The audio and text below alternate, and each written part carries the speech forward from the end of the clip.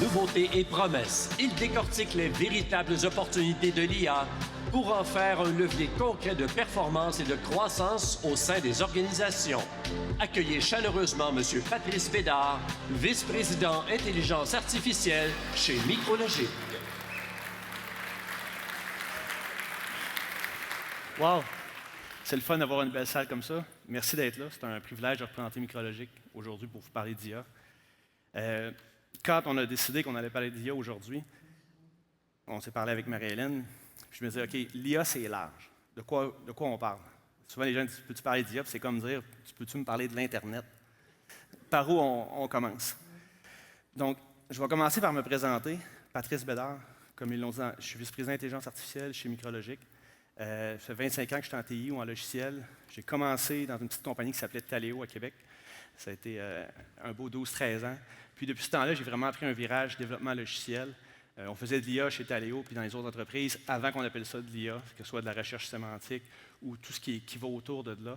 Donc, c'est une passion depuis longtemps. Puis, c'était une continuité de venir chez Micrologique, travailler sur le plus grand cloud souverain au Canada, puis ajouter l'IA à une autre corde à notre arc. Assez parlé de moi. Pour comprendre l'IA, puis savoir où commencer, aujourd'hui, ce qu'on va faire, c'est qu'on va parler d'un point de vue affaires macro. Ce qu'on ne fera pas, si vous voulez entendre parler des nouveaux modèles de diffusion pour la génération d'images, les modèles de transformeurs, c'est pas ça. Ce qu'on veut, c'est vraiment comprendre l'IA d'un point de vue d'affaires, puis comprendre comment on peut l'utiliser pour accélérer vos entreprises, vos organisations. Par où commencer? Je me suis mis dans vos souliers. J'ai dit, OK, si j'étais un leader, qu'est-ce que je voudrais entendre parler? Puis, rendu là, vous allez le voir, il n'y a pas de magie. Tantôt, j'ai parlé de l'Internet. L'IA, c'est une autre révolution. Il va falloir apprendre à vivre avec, puis se l'approprier. Puis, le volet que j'entends le plus parler souvent, c'est pas de l'IA. Je fais des appels pour l'IA, on parle d'IA 10 minutes. Puis, le reste de la rencontre, c'est comment je fais pour éviter les pièges. Il y a beaucoup de pièges. On va le voir, les ingrédients de l'IA. On met nos données, on s'investit notre connaissance. Puis, les gens sont craintifs. Fait que, je me suis dit, comme leader, c'est vraiment les deux aspects sur lesquels on va focusser. Puis, on va démystifier l'IA. Parce que souvent, ça a l'air compliqué. Mais ce n'est pas si compliqué que ça. Donc, on a parlé de révolution. Quand j'ai dit à mes enfants que j'allais parler de révolution, ils m'ont dit, vas-tu parler de danse? Fait que j'ai dit, on va recommencer au point de vue de la définition. Fait on va le voir. La définition de révolution, si vous tapez dans Google, la première suggestion que j'ai eue, c'est révolution, changement brutal et abrupt. En cliquant sur le lien de Larousse, c'était la Révolution française. Donc, on va focuser sur les révolutions technologiques. La première suggérée était industrielle. Ceux qui me connaissent savent que je peux parler longtemps. On ne se rendrait pas au début du 19e siècle avant midi.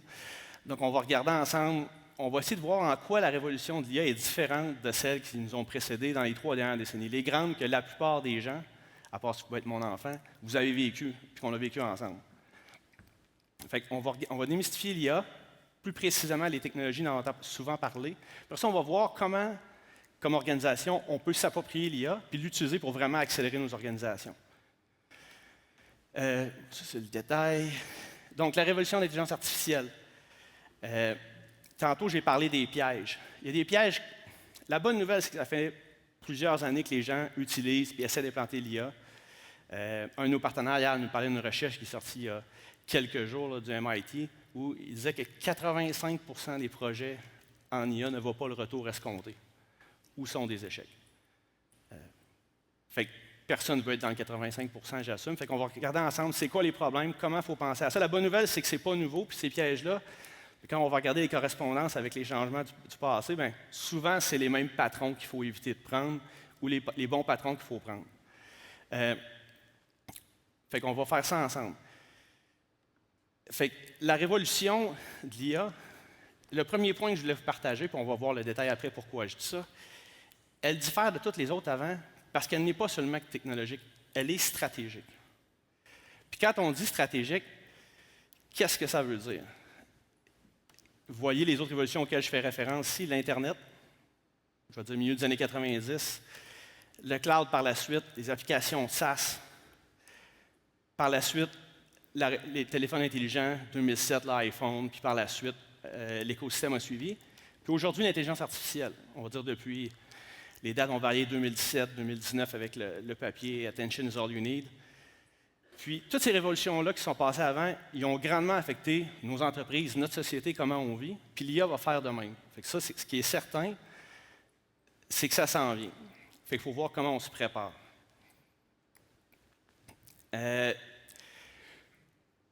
Au niveau de ces révolutions-là, quand on regarde dans le passé, que ce soit l'Internet, il y avait beaucoup d'hype.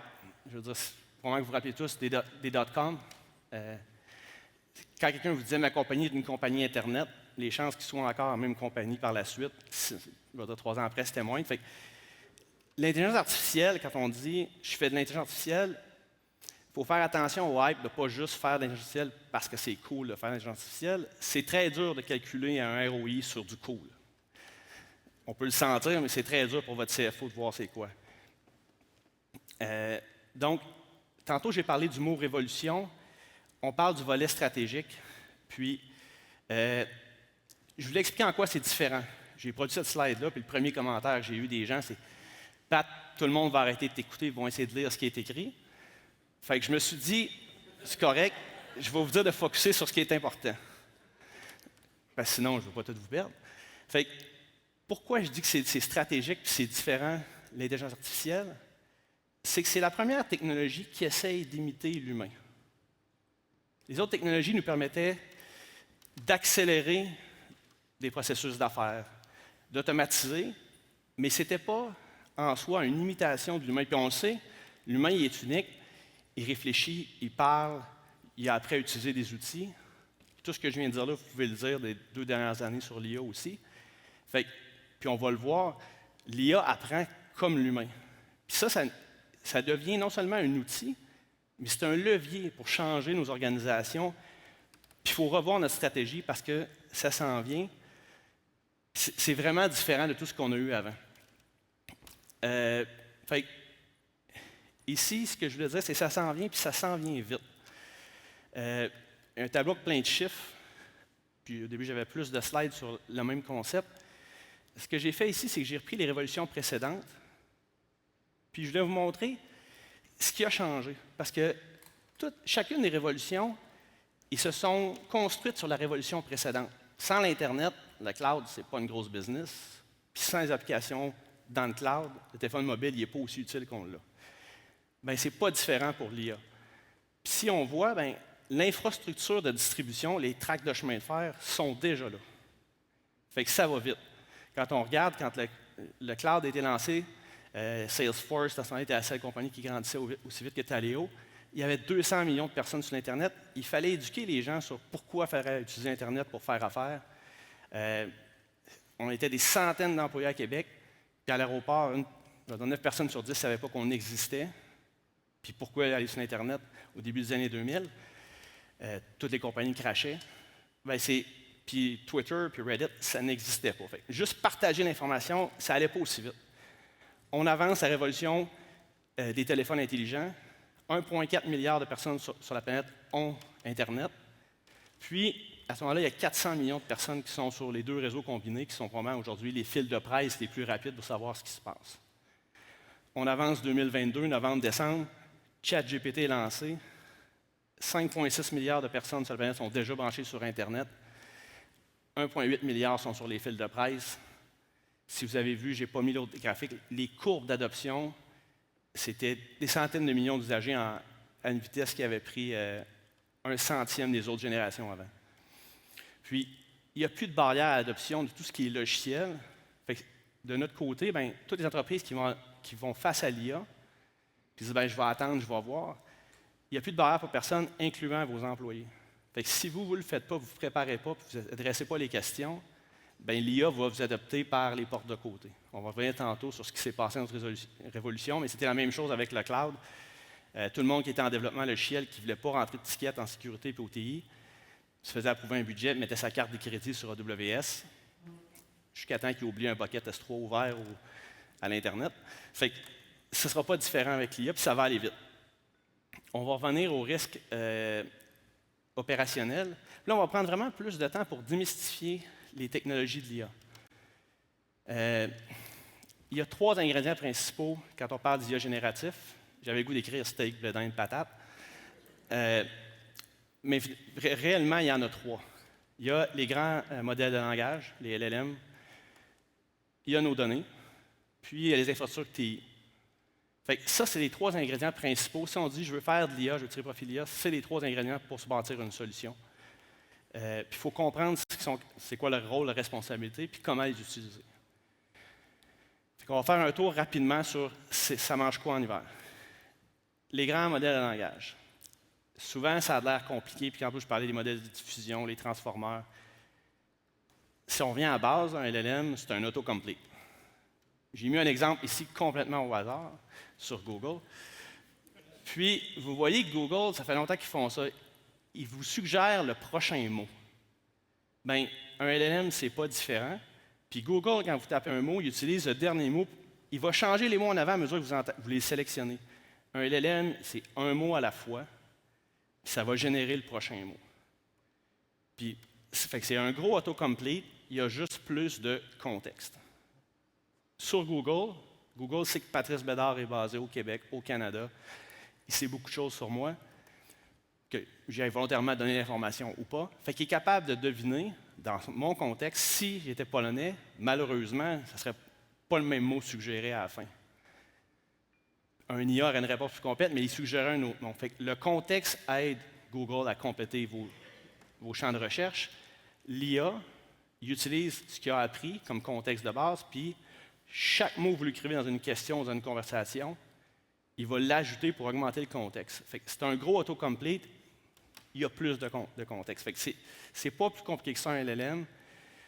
Puis quand on pense dans nos souliers comme leader, si vous avez un grand intérêt, c'est parfait, il y a plein de recherches et d'explications. Mais si on parle d'Internet, si vous utilisez Internet aujourd'hui, il y a des bonnes chances que vous ne sachiez pas comment les tables de routage BGP fonctionnent. Pourtant, c'est pas mal là-dessus que ça marche. Bien, c'est la même chose avec, je vais dire, le inner working d'un LLM. On n'est pas obligé de comprendre tous les détails et tenants aboutissants. Il faut comprendre les capacités puis comment on va l'utiliser. Fait que le LLM, c'est le moteur de notre IA.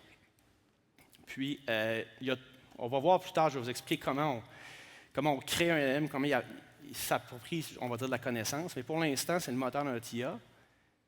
Puis, le deuxième ingrédient, c'est nos données. Nos données, c'est ce qui va... C'est pas de données, l'IA, c'est une version statique de l'Internet pour faire une recherche. Fait que les données, puis si je faisais référence aussi à ce que Stéphane nous a présenté l'année passée, « Data is the new oil », c'est vraiment l'ingrédient magique pour que l'IA puisse nous donner toute sa valeur. Vos données, c'est votre information, c'est quoi? Quand on dit vos données, bien, c'est vos fichiers, c'est vos bases de données, c'est votre savoir-faire, c'est vos méthodes. Fait que c'est l'ensemble de ça, c'est la valeur de votre propriété intellectuelle. Puis, cette valeur-là, c'est un des 3 piliers si on veut avoir une stratégie en IA en organisation. Je n'avais plus mon petit compte de piliers, mais c'est un de nos 3 piliers. Fait que ça, c'est important, on va revenir à la fin. Ces données-là, il faut les protéger. Puis si vous vous dites, bien, je suis prêt à faire de l'IA, puis j'envoie mes données, puis vous ne pensez pas à comment vous gardez le contrôle sur votre donnée, c'est le contrôle et la souveraineté de votre entreprise que vous êtes en train de donner à ceux à qui vous envoyez les données. Fait que c'est un ingrédient très important, puis il faut vraiment l'utiliser à bon escient, sinon on va perdre le contrôle. Par la suite, le 3e ingrédient, qui est notre 2e pilier, pour ne pas se mélanger, c'est une infrastructure TI résiliente et sécuritaire. L'infrastructure TI, c'est la courroie de transmission. Un moteur qui brûle du gaz, pas de courroie de transmission, ça ne fait pas grand-chose, on n'avance pas beaucoup. Fait que, les TI, c'est avec ça, une infrastructure, qu'on bouge les données pour les apporter à l'IA, puis que les résultats de l'IA vont se connecter dans nos processus d'affaires, dans notre entreprise, pour servir nos clients, nos employés. Fait que c'est très important, puis je ne peux pas le dire assez, l'IA va devenir un élément clé de vos entreprises, puis à partir du moment où c'est critique, puis vous dépendez de l'IA, si votre infrastructure TI n'est pas sécuritaire, résiliente, puis évolutive, bien, vous mettez toute votre entreprise à risque. l'évolution fulgurante de l'IA générative. Ça vient d'où? Je suis dans le domaine, tantôt j'ai fait référence à une étude qui est sortie il y a quelques jours. Quand on est dans le domaine, on a l'impression qu'à tous les jours, on est en retard si on n'a pas eu toutes les nouvelles de la journée d'avant, ça va vite. Mais quand on prend un pas de recul, il y a des grands champs de recherche qui influencent beaucoup les performances en IA. Puis ce que je veux vous présenter aujourd'hui, c'est un petit peu à haut niveau, que vous puissiez comprendre, bien, c'est quoi qu'on fait en recherche, comment ça implique.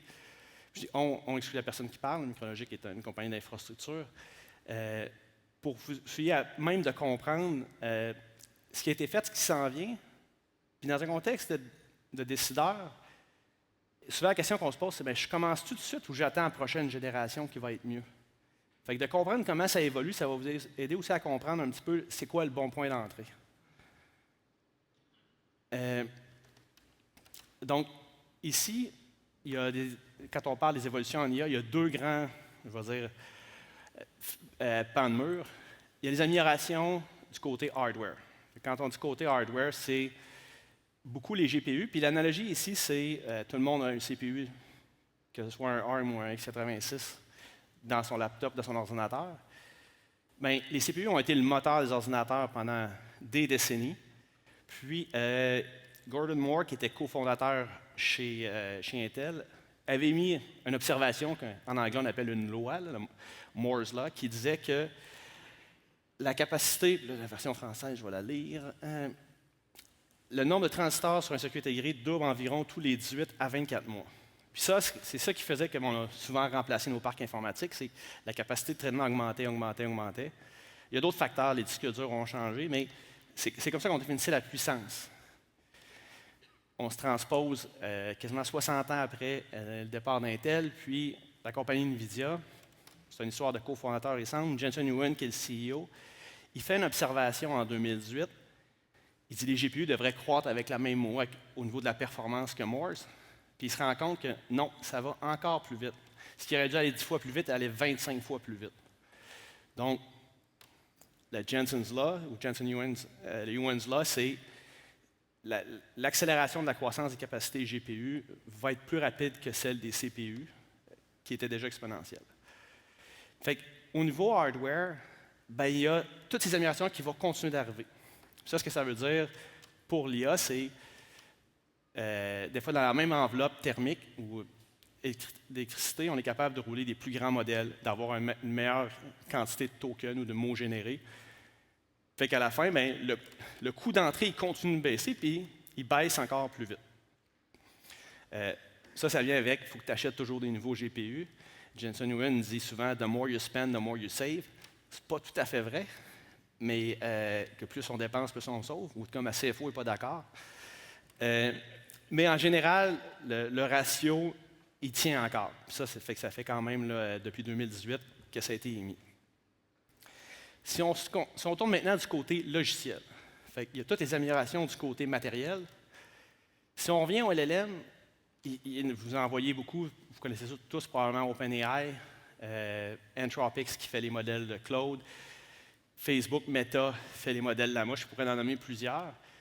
Puis, il y a des compagnies qu'on ne connaissait pas il y a 10 mois, comme DeepSeek qui est arrivé comme un cheveu ça, puis on passe en avant de tout le monde.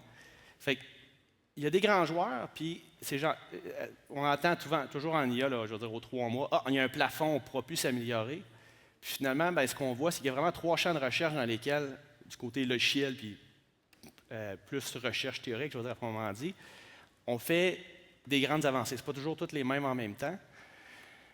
Fait que quand on dit qu'on développe, on crée un LLM, si on essaie de mettre une image là-dessus, c'est on va éduquer notre modèle. Fait que les grands entraînements, quand vous entendez les projets Stargate aux États-Unis avec Sam Altman qui demande 200 milliards, comparé à mon 20 millions, c'est pas beaucoup, là, mais lui, ben, c'est le pré-entraînement. C'est la première partie sur laquelle il est focusé. Quand on a commencé les modèles, on leur a fait lire l'Internet. Fait que ça ici, on éduque de manière générale les modèles. Plus la base de connaissances est large, plus ils vont être capables de comprendre des contextes différents. Vous voyez, le mot contexte revient. Puis, c'est là où ça coûte très cher. Fait qu'il y a peu de gens qui font des modèles de base. Mais après ça, ce qui est arrivé, c'est que dans la dernière année, Ça fait plus qu'un an qu'il y a du fine-tuning. C'est ce qu'on appelle le post-entraînement. Les modèles qui ont des données fixes, on voulait leur rajouter des concepts ou rajouter des concepts d'entreprise. On peut ajouter des concepts ou des données à un modèle en post-entraînement. Puis le fine-tuning est avec nous depuis, 5 ans peut-être. Puis ça, c'était en place. Mais dans le post-entraînement, ce qui est arrivé, ce qui a permis à DeepSeek de passer en avant de tout le monde, c'est le reinforcement learning, le renforcement, l'apprentissage renforcé. Puis ça, ici, c'est tout dans l'entraînement après avoir créé le modèle. C'est qu'on dit au modèle, comme un humain, tu vas te spécialiser. Tu vas apprendre Puis dans les champs de spécialisation, je vais te le montrer avec beaucoup, beaucoup d'exemples. Puis ça, il y a quelque chose qui a rendu ça possible l'année passée, je vais y revenir. Fait que si on me donne 100 000 exemples de certains problèmes mathématiques, la bonne nouvelle, c'est que ça se valide. Fait que le renforcement, il est encore plus efficace parce que le LLM, il essaye un modèle. Si ça donne une mauvaise réponse, il n'y a pas de point, fait qu'il n'apprend pas de la mauvaise exemple. Si on donne assez de bons exemples qu'il peut lui-même valider, à la fin, il se spécialise, devient très bon. C'est pour ça que c'est ce que DeepSeek a fait l'année passée avec DeepSeek R1 quand ils sont passés en premier. Puis, eux ont pu le faire parce que l'été passé, il y a un changement qui n'a pas été remarqué par tout le monde qui n'était pas dans le domaine de l'IA, mais les modèles ouverts, puis Meta, puis à ce moment-là, c'était Mme Pinault qui était en charge, ont changé les licences du modèle d'IA de Meta.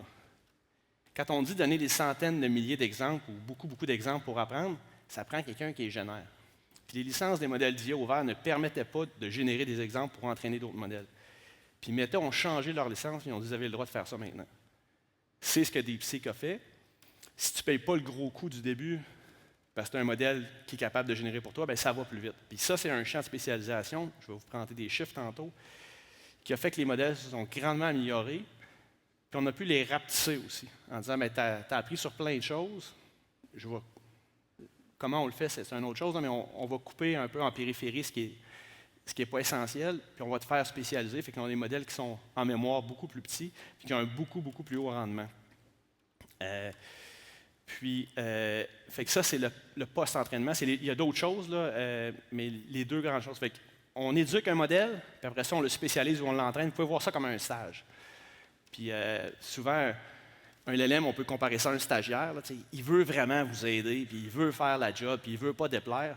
Des fois, il ne veut pas déplaire, il donne des mauvaises réponses. Là. Parce que dans l'entraînement aujourd'hui, ça c'est un papier qu'OpenAI a publié, je pense, la semaine dernière, on donne 1 point pour une bonne réponse, mais pas moins 1 pour une mauvaise réponse. Fait que dans le doute, je fais la meilleure réponse, même si ça n'a ni queue ni tête. Maintenant que la recherche avance, il y a peut-être des choses au niveau de la situation qui vont s'améliorer, puis ça risque de se régler dans le post-entraînement. Le troisième aspect où on voit des gains en IA, c'est le test time compute, calcul d'inférence en français. Donc, ça, ce que ça fait, c'est qu'on dit, j'ai un modèle, j'ai des données, je vais lui donner plus de temps au modèle pour m'amener avec une réponse. C'est comme un humain, si tu lui donnes plus de temps, qu'il a le temps de se revoir, de se relire, de refaire ses choses, il va être meilleur. Puis, le test time compute, il a été augmenté par ce qu'on appelle les fenêtres de contexte. Fait que si on vient en arrière, il n'y a pas longtemps, là, les modèles 2023, si on parle de l'AMA 2, on pouvait passer à peu près 6 pages de documents à un modèle. 6 pages incluant la question, puis il fallait laisser de la place dans 6 pages pour qu'il réponde. C'est l'information qu'il y avait pour déterminer le contexte pour générer une réponse. L'année passée, on parlait souvent en moyenne, là, ça variait de différentes compagnies, mais on est passé à 192 pages. 192 pages, tu peux passer pas mal d'informations à quelqu'un qui se développe, mais au temps de calcul, il faut qu'il processe les 192 pages. Il fait beaucoup plus vite que vous et moi, mais ça coûte de l'argent, mais ça a permis d'augmenter le traitement. Puis après ça, ce qu'on a fait, c'est que ça continue d'augmenter. Puis aujourd'hui, on parle d'envoyer 15 000, quand on parle de 10 millions de tokens pour les derniers modèles qui sont sortis dans les 6 derniers mois, c'est 15 000 pages. Le code civil, il rentre, dépendant de l'édition, 4 000, 5 000 pages. On peut passer le code civil, la loi au complet, avant de poser une question. On pourrait réentraîner le modèle avec la nouvelle version, mais on peut y passer, on va dire, au runtime. Ça, c'est un autre aspect qui a fait qu'on l'IA a grandement avancé. Puis ces grands contextes-là ont créé aussi, ils ont rendu favorable le modèle qu'on appelle agentic. Je n'en parlais pas aujourd'hui parce que c'est une plus longue discussion, on a passé une couple d'heures là-dessus, puis c'est c'est plus nouveau. Fait que ça, c'est les 3 grands postes dans lesquels on a vu des améliorations. Ici, c'est les chiffres. Fait que ce que je vais vous montrer en chiffres, c'est à quelle vitesse ça a progressé. L'année passée, à Vegas, au mois d'août, j'étais là avec Broadcom et NVIDIA pour présenter Micrologic étant le premier cloud souverain partenaire avec les deux à déployer ce qu'on appelle l'IA privé, qui est un partenariat entre les deux pour les solutions.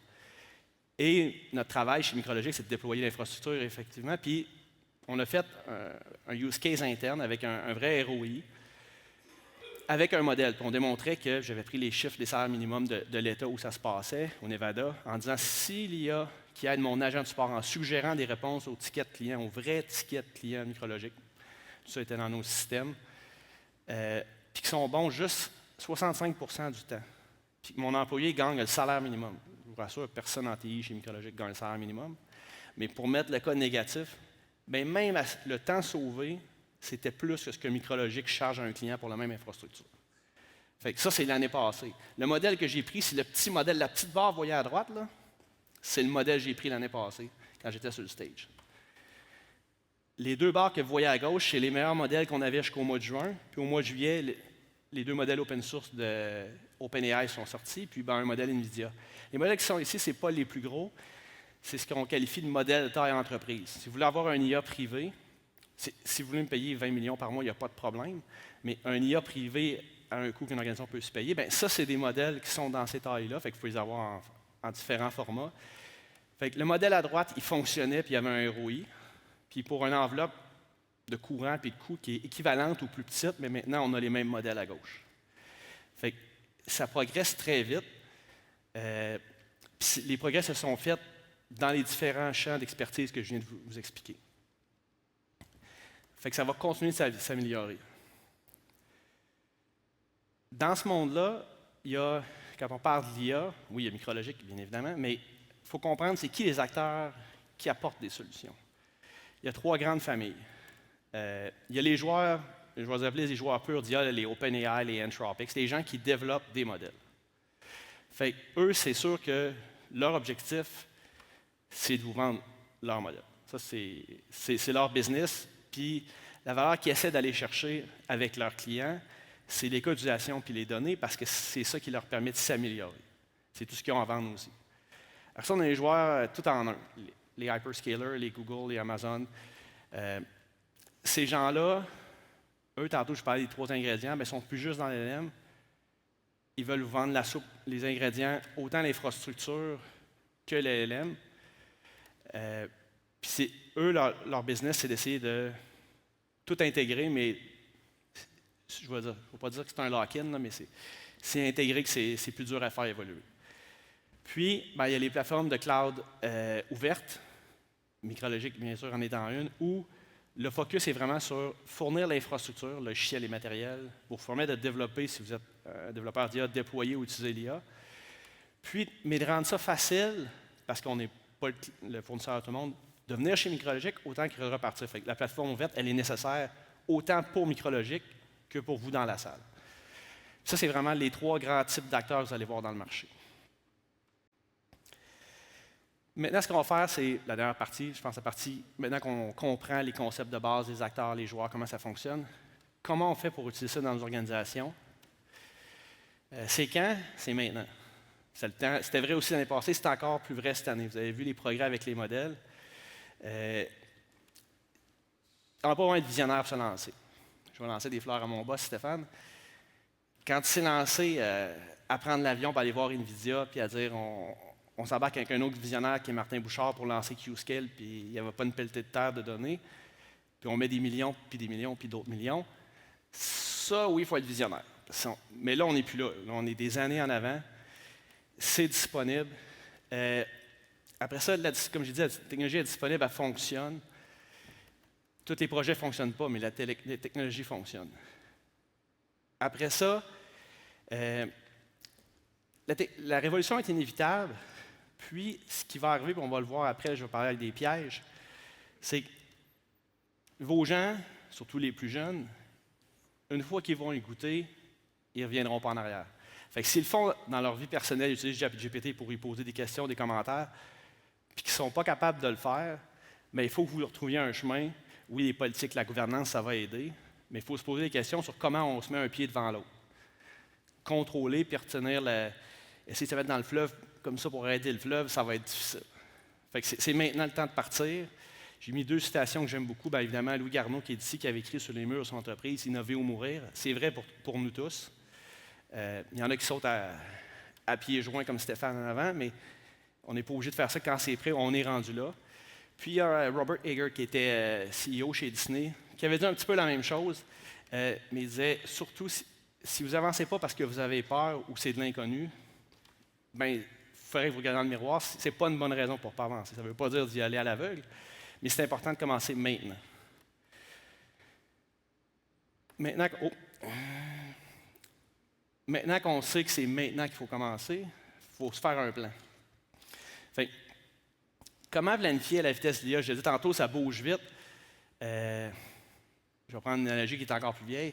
Si je prends bêta maintenant, c'est VHS qui gagne, je vais faire quoi après? La plateforme ouverte. Fait, il y a des solutions, il y a des réponses aux questions. Puis, il faut prévoir à la vitesse du graphique que vous avez vu. Vous vous dites aujourd'hui, bien, c'est presque, je vais dire, rentable au coût où c'est là. Vous voyez le progrès.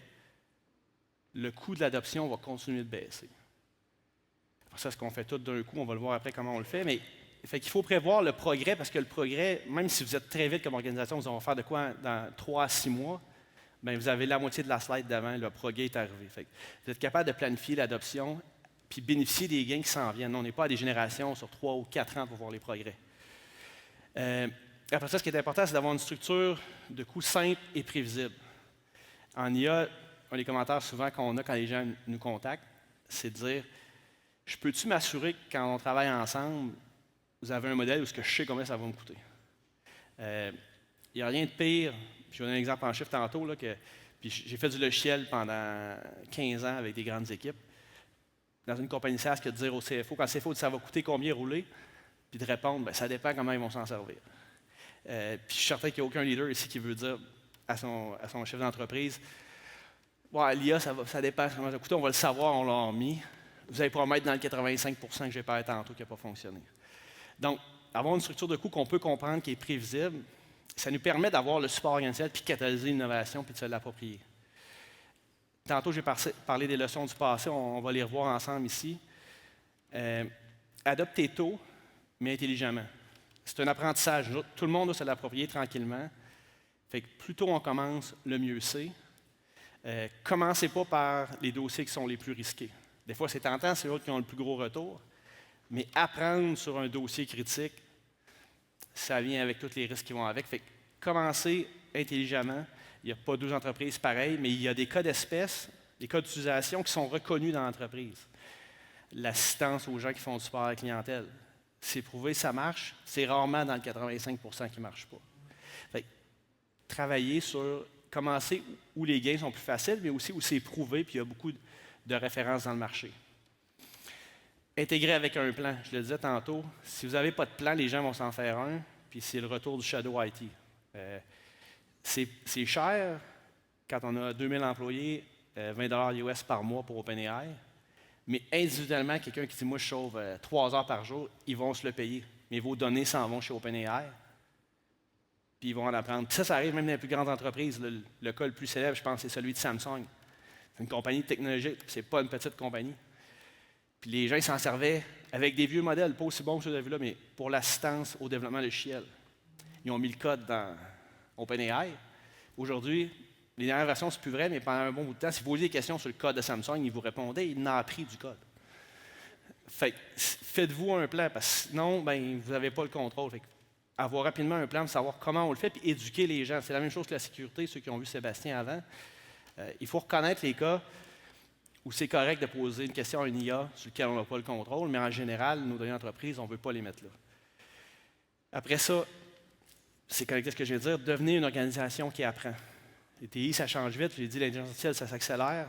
Fait qu'il faut rester, il faut se créer un état d'esprit, un mindset où on est capable d'évoluer avec ça, puis de continuer à apprendre. Ça ne sera pas fixe. Parce que le fun de dire, je le sais, puis ça ne change plus, ça n'arrivera pas. Fait qu'il faut planifier pour le futur. Attention à l'hype, je ne peux pas le dire assez. C'est vrai, là, puis des fois on le voit avec les clients, ils disent « Ouais, je suis mieux d'attendre notre prochain modèle ». Le prochain modèle, le temps que tu aies fini ta preuve de concept, il va exister, on vient de le voir à la vitesse ça va, puis il va exister dans un modèle open source ouvert que tu peux consommer. Fait que, faites attention. Les meilleurs modèles, mais à quel prix? ChatGPT 5, super bon benchmark. Mais si je vous demande c'est quoi le Frontier Math benchmark, je dis il score 100 fois mieux que les autres scoraient 0. Mais c'est un banc d'essai pour des mathématiques du niveau doctorat. Qui ici fait du doctorat mathématique tous les jours? Levez la main. Probablement pas personne. Bien, il y a des modèles qui coûtent 70 US par million de tokens, puis il y en a qui coûtent 60. 10 cents. Fait que c'est 2 ordres de grandeur. Fait que c'est beau prendre le même modèle pour tout, mais ça coûte 100 fois plus cher. Fait que savoir quoi faire, puis quel modèle prendre, bien, c'est une pratique. Fait qu'il faut faire attention à la hype, parce que de prendre toujours le meilleur modèle, bien, ça vient avec ces risques-là. Puis c'est très difficile quand on commence à savoir combien de tokens on va consommer. Mais si tu dis, c'est du simple au double, fois 100, le fois 100 il est tannant un peu. Fait qu'il faut se faire accompagner. Puis ça va avec mon 3e point. Je m'excuse, c'est moi qui vous l'apprends, là, mais la magie, ça n'existe pas. Mais les magiciens, ça existe. Fait que ça, ce que ça veut dire, c'est que quelqu'un qui vous dit « J'ai un grand système qui automatiquement va répondre à tous tes problèmes, donne-moi toutes tes données, puis tout ton budget, puis on va le régler. » Ça, c'est pas de la magie, c'est être charlatan. Des magiciens, c'est des gens qui pratiquent, puis je dis des magiciens pour faire rire, puis tantôt j'en ai vu 2, là, je sais qu'ils sont assis, les Williams de chez Montréal, qui est un de nos partenaires, qui sont 2 magiciens. Bien, les magiciens, c'est des gens qui pratiquent, qui comprennent tous les détails de ce qu'ils font, puis qui savent exactement comment faire les bonnes choses pour avoir le résultat escompté. Faites-vous accompagner. Si vous n'avez pas l'expertise, sous-estimez pas, puis c'est facile. Là. De l'IA, tout le monde peut avoir. La plupart d'entre vous ont probablement essayé Gemini ou GPT ou un autre.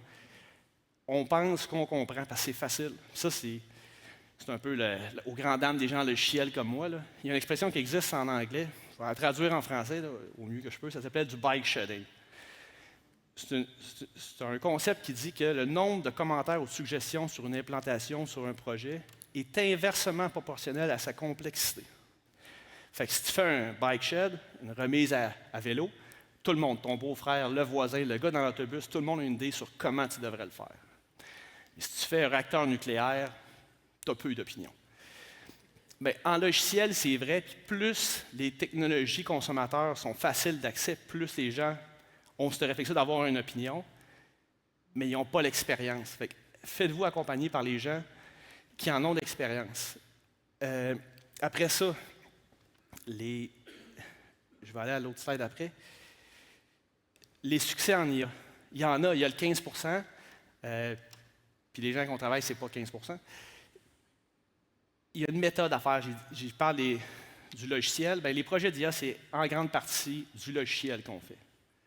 Fait que c'est 90 du logiciel, 10 de l'IA. Souvent, c'est ça, parce qu'il faut intégrer les solutions, il faut aller chercher les données. Bien, gérez vos initiatives d'IA comme des projets de logiciel. Fait que, soyez agile. Puis l'agile, c'est souvent galvaudé pour prendre des décisions de dernière minute. L'agilité, ce que ça veut dire, c'est prendre une décision au dernier moment responsable. Le jour 1 d'un projet, ça c'est un des principes clés, c'est pas juste ça l'agilité. Au jour 1 d'un projet, c'est la journée où on en connaît le moins sur le projet. Fait que tout décider au jour 1, probablement pas la bonne décision. Bon, il y a une exception à ça. Là. Vous savez c'est qui le meilleur partenaire de confiance cloud souverain, ça vous pouvez décider au début. Mais pour le reste, il faut faire de l'expérimentation. On le fait en logiciel depuis des décennies. Tantôt, j'ai fait référence à un de nos partenaires. Ces gens-là sont capables de vous aider à faire une approche incrémentale. Puis à chaque étape, bien, si vous voyez une retour sur investissement, ça devient un self-fulfilling prophecy. Bien, les gains d'avant payent pour la prochaine innovation, puis on accélère l'adoption dans nos entreprises. Fait que restez agile. Puis, bien, gardez le contrôle. Comme je l'ai dit tantôt, vos données, c'est votre propriété intellectuelle. C'est ce qui vous identifie, c'est ce que vous avez développé avec votre expérience. Puis quand on converse avec l'IA, on lui donne le contexte, c'est ce qu'on lui donne. On lui dit, voici comment on opère, voici ce qu'on fait, voici ce que je veux faire pour moi. Bien, c'est toute votre intelligence que vous allez transposer dans un moteur d'IA. Bien, gardez le contrôle. Puis assurez-vous que si vous mettez vos données quelque part, ce n'est pas quelque part où les gens vont les prendre parce que votre dollar est intéressant, mais vos données sont encore plus intéressantes. Fait que ça, c'est très, très important pour l'IA. Puis, là, j'ai lu mes notes, j'avais mis beaucoup de choses là-dessus. Ceux qui ne savent pas, j'ai eu l'avertissement que mes notes ne rentraient pas toutes dans la présentation. C'est ça. Fait, comme je le disais, il faut rester agile, puis ça va vous suivre. Tantôt, on parlait d'une organisation apprenante, bien, c'est lié. Ces deux-là sont liés. Donc, au sommaire, ce qu'on a vu, c'est les 3 piliers d'une stratégie. Le dernier, tantôt je disais expérimentation, là, c'est le 3e pilier pour avoir une fondation, pour établir une stratégie d'entreprise d'IA. Fait, on l'a vu tantôt, la résilience et la sécurité de vos infrastructures TI.